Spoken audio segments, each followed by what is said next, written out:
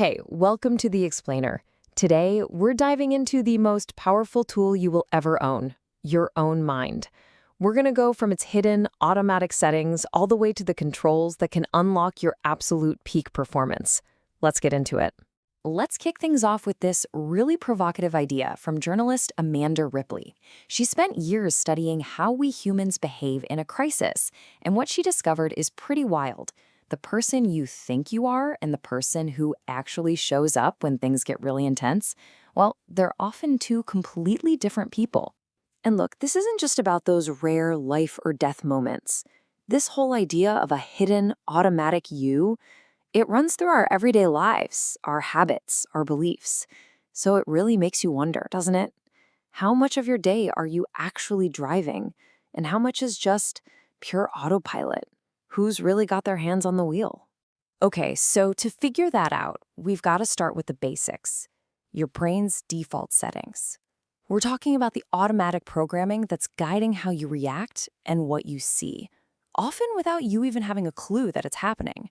So, Amanda Ripley talks about one of the most powerful and dangerous of these defaults. It's called the normalcy bias. It's our brain's tendency to just assume that everything is fine and it's gonna stay fine. I mean, she says every single firefighter has a story about walking into a burning bar. Alarms are blaring, smoke is filling the air, and people are just sitting there sipping their drinks, acting like nothing is wrong. That, right there, is the normalcy bias in action. But here's where it gets really interesting for our day-to-day lives. A neuroscientist, Nicole Vignola, she has this great term for it, the perception box. Think of it as this collection of deep-seated beliefs about who you are. Oh, I'm the funny one. I'm not a math person. I'm not a natural leader. These ideas get programmed into us as we grow up, by our families, our teachers, our friends, and these beliefs, they literally build a box around what we think we're capable of. Vignola tells this perfect story about two sisters. One sister, Samantha, was always told she was the good dancer. That was her box. And she really struggled because she wanted to be seen as more than just that. Her sister, Martha, she was labeled the high achiever. Her entire identity was wrapped up in being successful. So when she got out into the real world and, inevitably hit a setback, she completely fell apart. You see, both of them were totally trapped inside a box that other people had built for them. All right, so if we're all just running on these hidden programs, how in the world do we break out? Well, the answer, in our next section, it all starts with one single, absolutely crucial skill: the power of self-awareness. This is a game changer. According to Vignola, the first step isn't to do something, it's to notice something. It's this thing called metacognition, which is basically just thinking about your own thoughts. The moment you can step back and just name it, like, there's that I'm not good enough story again, you yank the power away from your emotional brain and give it to your rational brain. You're no longer caught in the storm, you're just watching the rain from inside. And this perfectly sets up what the psychologist Daniel Goleman calls emotional intelligence. He says self-awareness is the bedrock, the absolute foundation. It's the simple act of knowing what you're feeling, understanding why you're feeling it, and seeing how it's coloring your thoughts and your actions. Goleman is clear, without this, building any other emotional skill is pretty much impossible. So why should you care about this? What's the big deal? Well, Goleman draws this really sharp line in the sand. Your IQ, that gets you in the door. It gets you the job. But once you're in a room full of other smart people, IQ doesn't matter as much. What separates the good from the great, the people who get promoted, is high emotional intelligence. And here's the best part.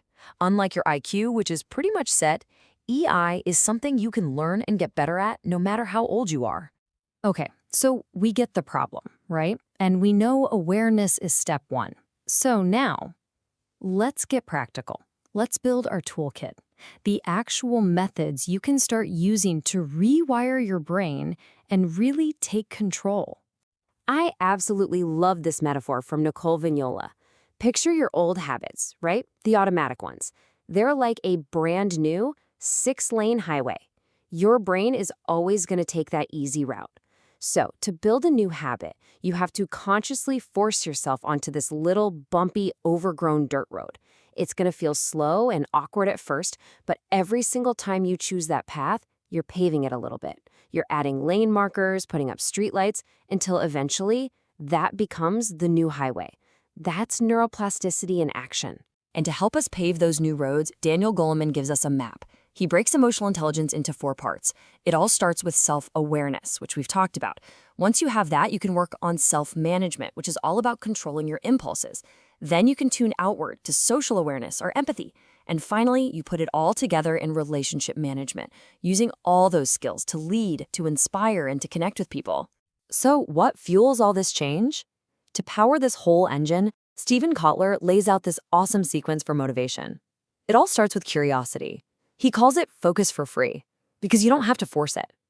That curiosity eventually blossoms into a passion. When you give that passion a direction, it becomes a purpose. To chase that purpose, you need autonomy, the freedom to do it your way. And that drive for autonomy pushes you toward mastery, getting really, really good at it. Each step just naturally builds on the last. Okay, here's a super practical tip that ties this all together. Kotler says that to even have a shot at getting into that peak state of flow, your brain needs a solid 90 to 120 minutes completely uninterrupted. That's not an accident. That means you have to manage your distractions before you start. Phone off, email closed, let people know not to bother you. It's a non-negotiable. So, what happens when you actually start using these tools? What's the payoff? In this last section, we're going to look at the incredible and sometimes literally life-saving results of shifting from autopilot to being in conscious control. Remember that normalcy bias we talked about? Well, get ready for this number. It is absolutely chilling. On 9/11, in the World Trade Center, this was the average amount of time that passed before people even started to evacuate. They were shutting down computers, making calls, waiting. 6 full minutes. That's the terrifying price of our brain's default setting to deny and delay. But now, let's flip that coin. During one of the worst plane crashes in history, in Tenerife, many passengers just froze. They couldn't move. But one guy survived. And the reason why? It wasn't luck. It's because before takeoff, he did a quick mental drill. He located the nearest exits and he counted the rows to get to them. So when disaster struck, his brain had a different plan ready to go, a different highway. He blew past that freeze response, grabbed his wife, and they got out. That's what mental training can do. Okay, let's bring this into the office. There's this amazing research from Yale that Daniel Goleman talks about that shows that emotions are literally contagious. And in any group, they flow down from the leader.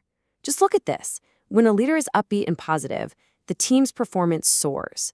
When the leader is stressed or negative, the whole team's performance tanks. The way a leader manages their own mood directly hits the bottom line. It's that simple. And hey, this isn't just for C-suite execs. Goleman tells this beautiful story about Goen Brown, a bus driver in New York City. Now, he could have just driven his route, but he saw his job differently. He was actually a pastor in his community, and he decided, you know what? The people on my bus, they're my congregation, my flock. He'd greet everyone, point out sights, create this little bubble of joy on his bus. He completely transformed his job and the day of every single person who rode with him, all through purpose and high EI. So where does all this lead? Ultimately, all these tools, self-awareness, EI, that motivation engine, they're all past this one incredible destination, the flow state. Stephen Kotler calls it effortless effort. It's that magical state where you're so deep in what you're doing that your sense of self just fades away. Time gets weird, and you perform at a level that you didn't even know you had. It's the ultimate feeling of peak performance, and it's something we can all tap into. And that right there is really the heart of it all. It's the core message from every single one of these experts.